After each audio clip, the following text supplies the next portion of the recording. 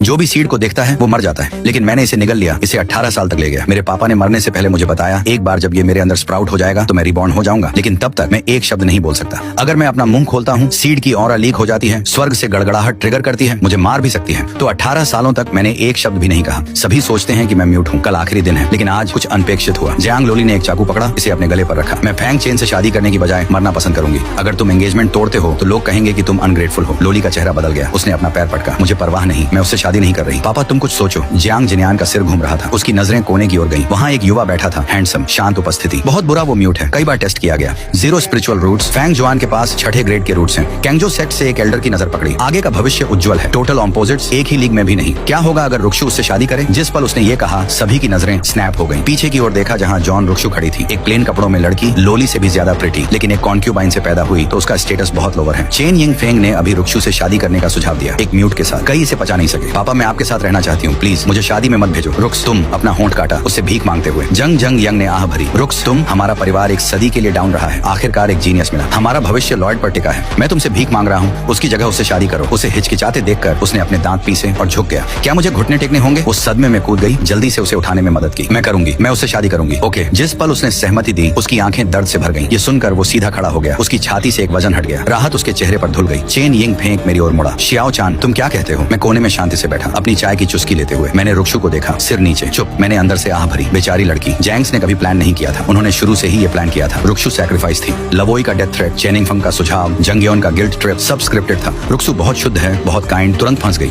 मैं उसे कैसे चोट पहुंचा सकता हूँ? मैंने अपना पेपर और पेन पकड़ा, लिखा, अंकल रुक्षु पर प्रेशर मत डालो। आपने मुझे 10 साल तक शेल्टर दी, इससे मेरे पिता का कर्ज चुका दिया गया। एंगेजमेंट आज खत्म होती है। रुक्षु के बिना भी मैं इसे तोड़ देता। 10 साल पहले पापा ने ओल्ड मास्टर जॉन को बचाया, इसीलिए मैं यहाँ रहा। 3 साल पहले पापा की मौत हो गई, चीजें बदल गई, परिवार दूर हो गया। मुझे पता था कि उनका धैर्य खत्म हो गया था। अगर एंगेजमेंट की रेपुटेशन के लिए नहीं होता तो वे मुझे बहुत पहले किक आउट कर चुके होते। अब मेरे जाने का समय है। जंग जंग यून चुपके से रोमांचित था। वो चाहता था कि मैं हमेशा के लिए चला जाऊं, लेकिन वो पापा का फेवर देता था। ये सालों से उसके गले में अटका है। अब मैं खुद जा रहा हूँ, ये सबसे बेस्ट न्यूज है। लेकिन चेन यिंग फेंग ने जोर दिया, शियाओ चेन हम ऐसा कैसे कर सकते हैं? ओल्ड मास्टर ने ये एंगेजमेंट सेट की। अगर वो वापस आता है और पता लगता है कि तुम्हारे अंकल और मैं खत्म हो गए हैं, अगर तुम वास्तव में इन 10 सालों के लिए ग्रेटफुल हो तो रुक्षु से शादी करो।